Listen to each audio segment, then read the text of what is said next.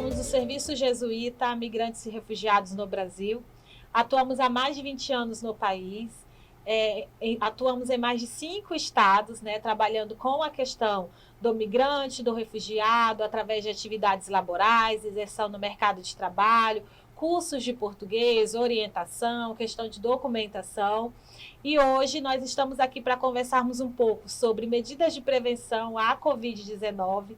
Atualmente estamos desenvolvendo, entre outras atividades, o projeto NPA Expand Brasil, resposta à Covid-19 na região amazônica brasileira, aqui no Amazonas e também em Roraima, Boa Vista e municípios. Hoje a gente está aqui com a Samanta, né, que vai se apresentar. Meu nome é Michele, sou analista de projetos do serviço e a Samanta pode se apresentar. Olá, meu nome é Samanta, trabalho como analista social no Serviço Jesuíta e hoje nosso objetivo é conversar um pouquinho sobre as medidas de prevenção. Eu sei que você do outro lado talvez não suporte mais conversar sobre isso, mas a gente ainda precisa saber. Tentamos da melhor forma possível deixar as informações bem claras, apesar de terem algumas informações de forma técnica, mas a gente tentou da melhor forma deixar isso bem claro para você entender que a pandemia não acabou e o que cada um precisa fazer, o que cada um precisa se cuidar. E para conversar conosco, né, nós convidamos a Fundação de Vigilância, FVS, aqui do Amazonas, e a enfermeira Ângela Desirri, que vai se apresentar e falar um pouco do trabalho. Olá, eu sou Ângela Desirri Carepa, sou enfermeira, gerente do Programa de Imunizações do Amazonas, da Fundação de Vigilância e Saúde, doutora Rosemary Costa Pinto. Nós trabalhamos diretamente com os imunos biológicos que atendem toda a população em relação à vacinação de rotina, campanha e hoje principalmente contra a Covid-19 aqui no estado. Então fica aqui conosco para esse bate-papo, a gente vai falar sobre medidas de prevenção, orientação, um pouco, né, ainda sobre a Covid, sobre a pandemia, ainda não encerramos, a OMS não decretou o fim. Então fica aqui conosco nos acompanhando. Olá, nós somos o Serviço Jesuíta a Migrantes e Refugiados no Brasil. Estamos atuando há mais de 20 anos no país, em diferentes capitais. Trabalhamos com o serviço aos migrantes, aos refugiados, através de atividades de português, cursos de português, inserção no mercado de trabalho, entre outros projetos que a gente vem desenvolvendo. Atualmente, estamos desenvolvendo o projeto NPA Expand Brasil, resposta à Covid-19 na região amazônica brasileira. Estamos atuando no Amazonas e em Roraima. Desde setembro, estamos desenvolvendo esse projeto, falando e desenvolvendo atividades de prevenção, orientação sobre a Covid, grupos de conversa com profissionais da saúde que atuam, né, atuaram e continuam atuando na linha de frente. E meu nome é Michele, sou analista de projetos do serviço.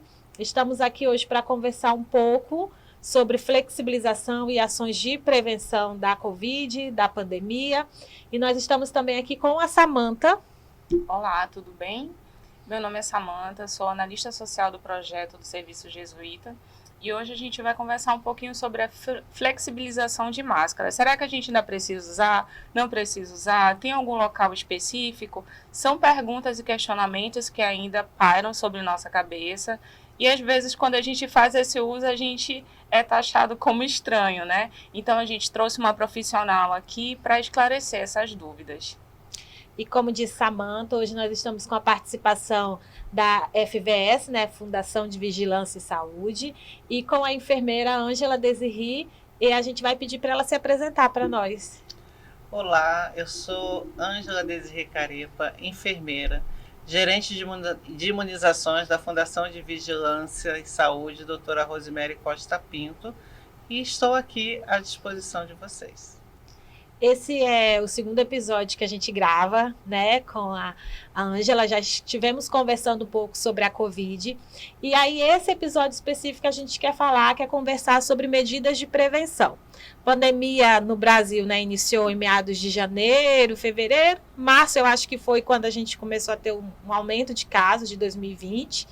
Mas a gente quer saber hoje, 3 anos depois, ainda estamos em pandemia, quais as medidas de prevenção que ainda precisamos tomar? Hoje, apesar da redução do número de casos confirmados de Covid, né, pandemia sob controle, ainda assim precisamos utilizar as medidas de prevenção. Não com a mesma intensidade que se utilizava nos anos anteriores. Porém, é importante, por ser uma doença respiratória, por ter ainda confirmação de casos no estado, as medidas de prevenção. Então, a principal dela seria a utilização de uso de máscaras em ambientes fechados com aglomeração de pessoas. Sabe-se que é necessário, como medida de prevenção, ter um espaço entre uma pessoa e outra de pelo menos 1 metro. Então, se você vai num ambiente, numa farmácia que está muito cheia, num mercadinho pequenininho, né, aquela promoção que eu não posso perder, tem muita gente circulando, use a sua máscara, leve o seu álcool gel, utilize, faça a sua higiene das mãos com álcool gel ou água e sabão. Se observar que tem algum sintomático respiratório, aquelas feições de febre, aquele olhar lacrimejante, como se estivesse gripado, né? Cansado, espirrando, tossindo, se afaste, utilize a máscara se você estiver que estar naquele ambiente. É muito importante, porque você não sabe se é um portador do vírus da Covid-19 ou se ele está com alguma outra doença respiratória, já que nós estamos no período de sazonalidade de doenças respiratórias da influenza. Então, as principais medidas ainda se mantêm. Se você estiver num ambiente fechado, num transporte público, por exemplo, onde nós não conhecemos as pessoas que estão se deslocando, as pessoas que já passaram ali, ônibus com ar-condicionado, começou a chover, né? Já está um ambiente fechado, coloque a sua máscara e fica no seu cantinho. Diante do que foi falado aqui, a gente sempre pensa o seguinte: mas só eu que estou de máscara, as outras pessoas não estão. Então, pensar também, ter um pouquinho de consciência. Não, se eu posso estar gripada e evitar que eu transmita, ou de repente eu estou com a Covid e não sei. E em alguns locais que a gente frequenta, que precisa, por exemplo, do serviço médico, né? A gente vai, já é obrigatório, não é obrigatório, tem algum local obrigatório. A gente entende que às vezes as pessoas não têm o recurso financeiro para comprar uma máscara. Então, antes de criticar, o que eu posso fazer diferente? Será que se eu me cuidar, será que se eu estiver fazendo uso da máscara, do álcool, já não é um ponto positivo assim? Porque nem todo mundo consegue ter o dinheiro para comprar máscara. A gente sabe do valor, a gente sabe do momento financeiro que a gente encontra também. A gente sabe que tem alguns locais que não são mais obrigatórios, mas também vai da sua consciência. Onde é que você se sente confortável? Como você comentou agora há pouco, tem uma promoção, mas tem muita gente, será que vale a pena eu me expor? Né? A gente não pode ver aquela palavrinha, promoção. Às vezes a gente nem sabe o que é, mas viu a palavra promoção, já está correndo. Mas aí, será que vale a pena eu expor a minha saúde a essa situação, a esse local? Tem algum local específico? Você comentou sobre o transporte público. A gente sabe da nossa cidade, o número de pessoas que fazem uso. Então, são esses cuidados. O que você pode falar para a gente desses locais? Se tem algum local que é obrigatório, que não é o uso de máscara? Hoje, o uso de máscaras ele é facultativo. Por exemplo, nas unidades de saúde, todos os profissionais de saúde que atendem o público têm que utilizar máscara. Por quê? É uma prevenção para o profissional e para a própria população. A população, dependendo da instituição de saúde, ela é facultativa ou não. Não é como antigamente, como nós estávamos no pico da pandemia, que ninguém poderia entrar de máscara. Se eu estou, aí já é a consciência de cada indivíduo, né, do público. Se eu vou para uma unidade de saúde que é pequenininha e o horário do atendimento médico, de enfermagem, dentista, serviço social, enfim, a equipe multiprofissional está atendendo, e eu vou chegando e vejo um número de pessoas na sala de espera aguardando, eu vou me arriscar, ou eu vou colocar minha máscara, ou eu entro, pego a minha fichinha e aguardo no ambiente aberto lá fora, arejado. Se estiver chovendo, vou colocar minha máscara e vou ficar lá, de preferência, evitando estar próximo de muitas pessoas, né? A etiqueta respiratória, nós temos outros países que é automático. Espirrou, não precisa. Antes da Covid já era assim. Espirrou, máscara. E eu acho que serve de exemplo hoje, né? A transmissão intrafamiliar. Quando eu falo da responsabilidade do indivíduo de analisar e verificar, não, eu acho que aqui eu vou estar em risco, eu não sei se tem alguém. Eu já vi fulano tossindo, eu já vi aquela pessoa espirrando, na dúvida, eu vou colocar máscara, pensando que eu tenho que me preocupar com a minha saúde, mas se preocupar com a saúde da sua família. Eu tenho neto, eu tenho filho pequeno, eu tenho minha avó, eu tenho meu pai, minha mãe são idosos, eu tenho meu irmão que é hipertenso, diabético, que são grupos vulneráveis e de risco também. Eu ainda não completei a minha vacinação, ou a minha mãe, ela está resistente a tomar vacina, tomou só a primeira dose. Isso tudo tem que passar na cabeça do indivíduo para ver se ele está em risco ou não. Mas partindo do princípio que ele vai se proteger e proteger a família dele ou as pessoas que são próximas, isso é muito importante. Mesmo que ele seja visto como um ET no meio da população utilizando máscara, né? E tem outros ambientes que a senhora recomenda a gente estar utilizando máscara? Bom, vou pensar, né? Nosso público do serviço jesuíta são migrantes e refugiados, e muitos que moram aqui no Amazonas, em Boa Vista, o sonho deles é ir para o sul. Tem parentes que, né, entraram na interiorização, estão trabalhando em grandes fábricas, querem fazer a reunificação familiar, andam muito, né? A gente conheceu, assim, pessoas que chegam aqui em Manaus, ficam 1, 2 dias e vão embora de transporte, de ônibus, né? Pega o barco e depois o ônibus para o sul, sudeste, atrás de melhores condições. Nesses locais ou em outros locais, a senhora recomenda o uso da máscara? Aí eu vou reforçar que é a avaliação de cada um e o tamanho do ambiente, o número de pessoas que estão nesse ambiente. De preferência, o indivíduo tem que estar em um ambiente arejado, ou se é um ambiente fechado, como um shopping center, por exemplo, né? No shopping center, onde tem uma grande movimentação de pessoas, o ideal é verificar qual é o horário que está mais tranquilo, né, para poder circular sem uso da máscara. Mas se ele tiver que ir a algum lugar em que tem um aglomerado de pessoas, ele vai usar a máscara, que ele vai estar protegido. Ah, mas se eu não tenho recursos financeiros suficientes para comprar máscara, você tem a sua máscara de pano, você lave ela bem lavadinha, passe ela com ferro bem quentinho, deixa ela guardadinha. Quando você souber que você vai para um atendimento médico, que você vá em algum lugar que tem um número de pessoas, pegue a sua máscara, coloque. Saiu para o ambiente arejado, está na sua casa ou está circulando pela rua, pegue a sua máscara, coloque dentro de um saquinho, guarde na sua bolsa para depois você reutilizar, se ainda tiver que ir a outro ambiente onde há um aglomerado de pessoas.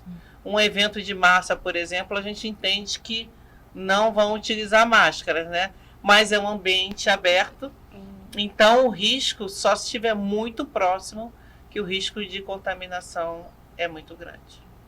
Podemos até fazer uma ressalva aqui nessa questão de ambiente fechado sobre a nossa região, nos transportes fluviais, né? Temos o barco, que a gente chama popularmente de motor, que é um ambiente aberto, que as pessoas deitam lá, atam sua rede, mas temos também agora, já tem um tempo, né, na região, os famosos a jato, que são ambientes fechados, com ar-condicionado, e acaba ficando todo mundo aglomerado. Você sugere também, nesse ambiente, se for possível, fazer uso de máscara nesse determinado transporte? Olha, como nós estamos no período de inverno amazônico, muitas lanchas elas deixam aberta aquela porta de entrada, e algumas pessoas deixam as janelas abertas porque fica muito frio no Rio, né? Então, a gente aproveita essa ventilação como medida de segurança. É claro que se começar a fechar o tempo, chover, né? aí vem o banzeiro, né, que são as ondas no rio, aí as pessoas ficam no seu cantinho. Então, essa circulação contínua não acontece. E dependendo do tamanho da lancha, há um espaço maior entre uma fileira de bancos ou outras, né? Geralmente, as pessoas que viajam, elas têm um esquema de vacinação primário, pelo menos, porque elas saindo de Manaus, elas sabem que ainda há circulação do vírus aqui, frente a casos confirmados. Um número pequeno, mas nós temos ainda confirmação de casos. Então, esse risco de ir doente, de chegar doente com a família do interior é grande. Então, eles sempre vão com a orientação de viagem, que ainda tem nos meios de comunicação essa informação, tomar com antecedência a sua vacina. E dependendo do município, como medida de prevenção, eles orientam na compra de passagem, né, que esteja com cartão de vacinação em dia para poder viajar. E a gente está falando aqui sobre o uso de máscara, né? Mas, por exemplo, nosso projeto atua em Boa Vista com o público-alvo migrantes, refugiados, 95%, 98% são venezuelanos, porque é a fronteira de terra, e que estão chegando no Brasil, né? E aí a gente faz uma sessão orientativa, uma conversa, e ao final entregamos um kit de higiene, que entre outros itens vai o álcool. Então a gente faz a entrega da caixa da máscara descartável e do álcool para que a pessoa possa estar fazendo a utilização. A gente viveu no auge da pandemia o costume de lavar tudo, né? Chegava no mercado, lava tudo, lava tudo. Mas a questão do álcool, tanto do álcool em gel, né? Peguei alguma coisa que todo mundo pega, maçaneta, a gente foi conversando sobre isso, né? Escada, aí não pega, se pegar já lava a mão, já usa o álcool, a depender de onde você estiver. Como medida de prevenção também continua sendo importante? Entendo que sim. Principalmente se você estiver num ambiente onde várias pessoas circulam. Tem pessoas que já naturalmente, quando chega alguma... enlatados, por exemplo, né, que lavam. Eu sou uma. Que lavam antes de guardar no armário. Porque tem que pensar no risco de outras doenças também, né? Como a leptospirose, que é o resíduo da urina do rato que fica. E se você consumir, você pode ficar doente. Então, por questões de higiene, o ideal é que se mantenha a higiene da família, a higiene da residência, né? Então, eu vejo que a pandemia ela veio alertar a necessidade de manter uma boa higiene. Mas, na realidade, já se fazia esse tipo de limpeza, só que não com álcool. Se utilizava outros produtos que se utilizam até hoje também, né? Sim. Mas o álcool, ele veio como uma medida mais prática para o indivíduo, né? Porque muitas pessoas já usam álcool na residência. Só fez intensificar essa utilização. Mas seria o álcool gel, eu vejo como uma medida mais individual. Você ter seu álcool, inclusive a gente serve até o álcool, né? Álcool comunitário para aquele que não tem. E se vocês observarem, se uma pessoa no ambiente pegar o álcool e usar, outras pessoas vão disfarçar e vão lá e também vão utilizar o uso do álcool. Então é importante você ter essa referência, que você serve até de exemplo para relembrar que ainda há necessidade de utilizar as medidas preventivas. Quando a gente pensa em máscara, se eu uso ou não, muitas pessoas deixaram de usar máscara porque estão com o esquema de vacinação em dia. Então, eu nunca posso deixar de falar de medida preventiva sem reforçar a importância da vacinação, principalmente quando a gente fala do uso da máscara. E é justamente agora que a gente precisa falar sobre a vacinação. O que você pode falar sobre a vacinação para a gente, sobre o esquema vacinal? Quanto é o tempo? Tem um tempo de uma vacina, de uma dose até a outra? Tentar desmistificar as fake news que estão por aí, porque quando a gente fala em Covid, as pessoas já começam a fazer careta, e quando a gente fala em vacinação, então só vem, tá morrendo um monte de gente porque tomou a vacina, acabou não tendo conhecimento científico e só reproduzindo o que é colocado na internet de forma errada. Então, sobre a importância da vacina, quanto tempo é de uma dose até a outra, o que você poderia esclarecer para a gente? O que eu posso esclarecer em relação a fake news é a qualidade e a eficácia da vacina.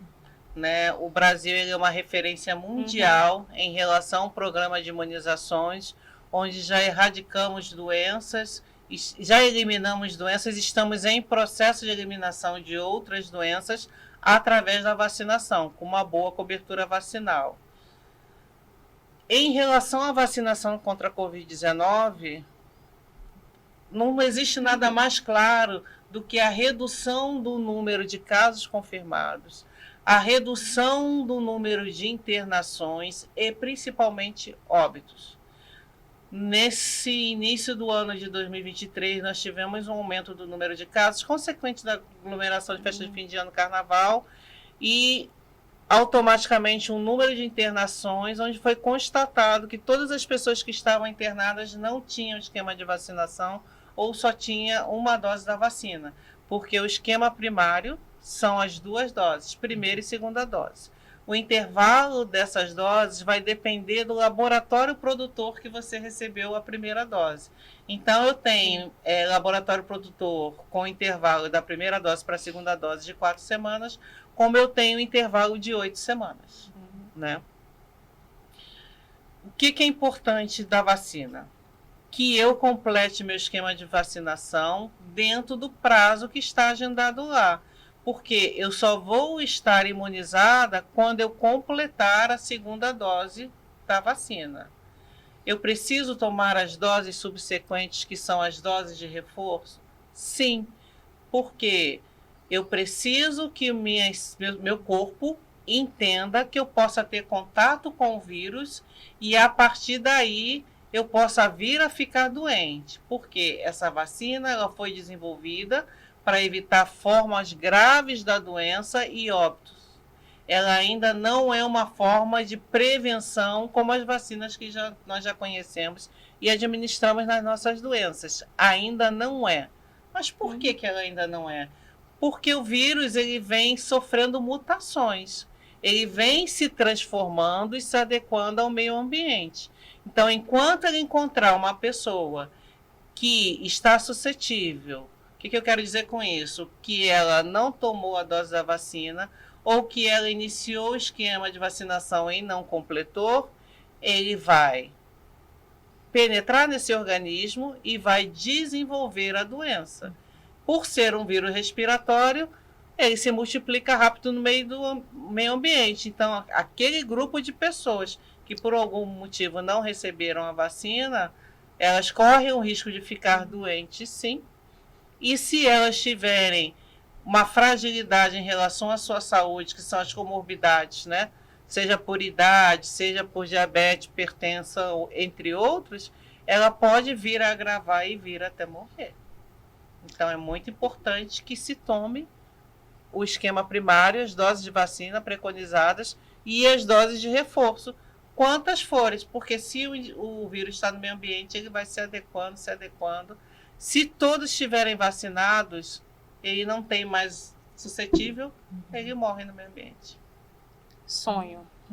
Vamos chegar lá com certeza. Já fizemos isso outras vezes e nós vamos conseguir. Temos chance. Verdade, eu lembro que minha avó, 86 anos agora, lá quando ela começou a tomar influenza, ela foi bem resistente, porque ela disse que tomava e ficava gripada. Isso. Agora ela já espera o momento, porque sabe que vem aquela gripe, não sei se esse é o termo, mas uma fraquinha, e aí ela, como ela viu que não adoeceu mais nesse período de chuva aqui, então para ela já pergunta, olha, tem que tomar a vacina esse ano, né? Então a gente vai se adaptando, acostumando, né? Eu acho que é uma questão que a gente está adquirindo com o tempo mesmo, e a da Covid, não sei quais são a previsão, se é ser anual, como que será, mas eu confesso que eu gosto muito do fato de que a gente cresceu nesse ambiente de, tem que vacinar, isso, né? A mãe já pega ali o cartão, a gente tem caderneta de vacinação da criança, e aí leva toda orgulhosa, acompanhamento e tudo.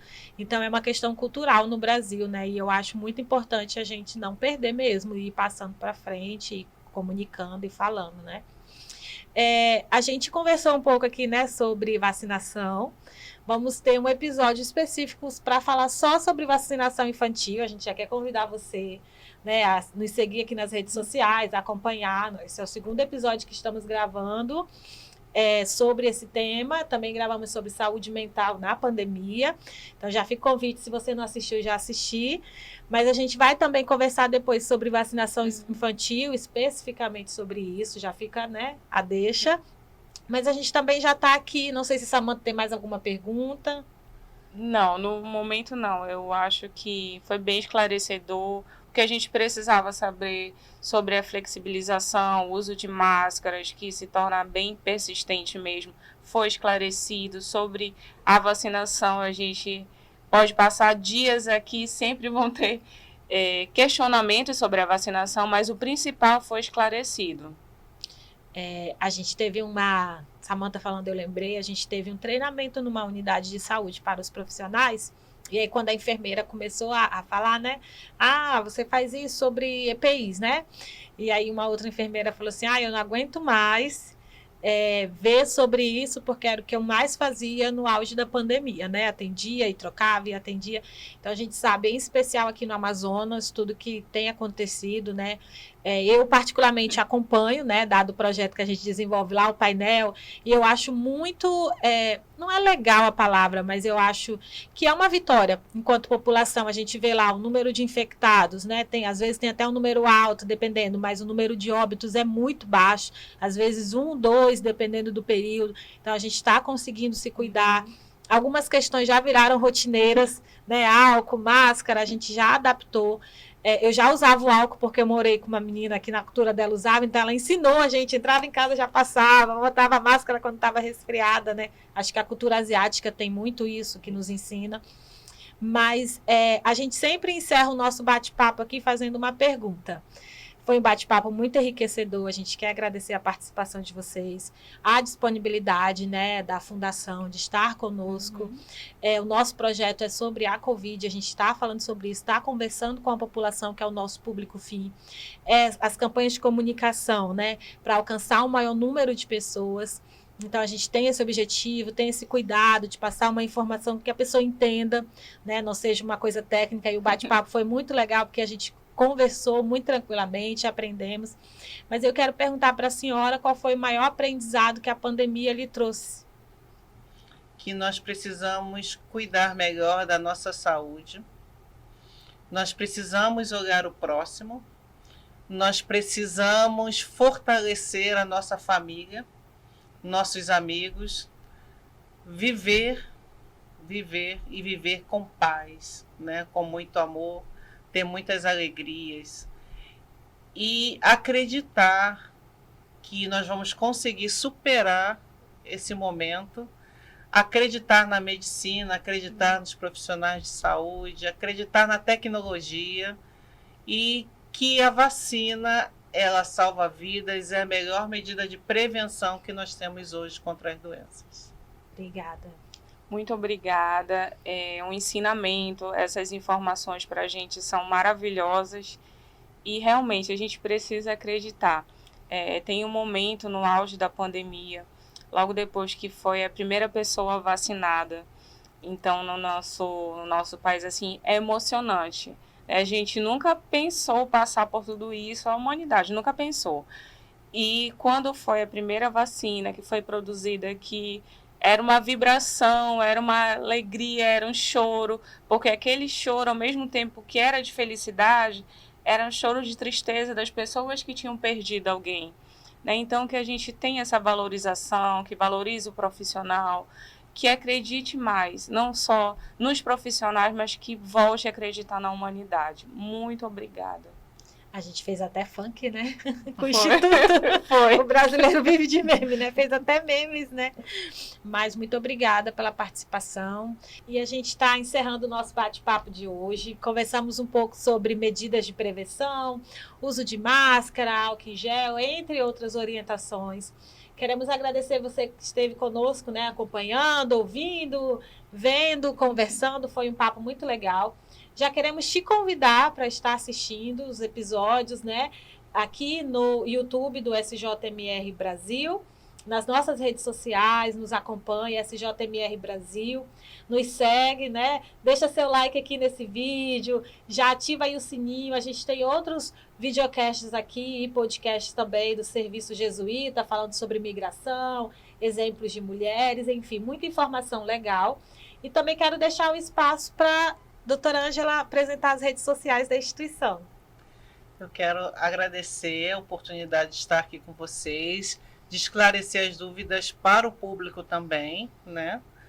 E convidá-los a darem uma olhadinha nas nossas redes sociais, Facebook, Instagram, fvs.rcp, onde tem orientações não só para os profissionais de saúde, mas como a população também, para a população. E a gente agradece a sua participação, obrigada pela disponibilidade de estar aqui conosco, né? Nós gravamos 2 episódios, não sei qual horário você vai assistir, mas a gente está gravando de manhã, numa segunda de manhã, pós-Páscoa. Então, muito obrigada pela disposição, espero que a gente possa estar realizando outros projetos específicos juntos, né? Essa parceria aí para realmente a informação, a saúde, a prevenção chegar ao público no Amazonas e a informação em todo o Brasil.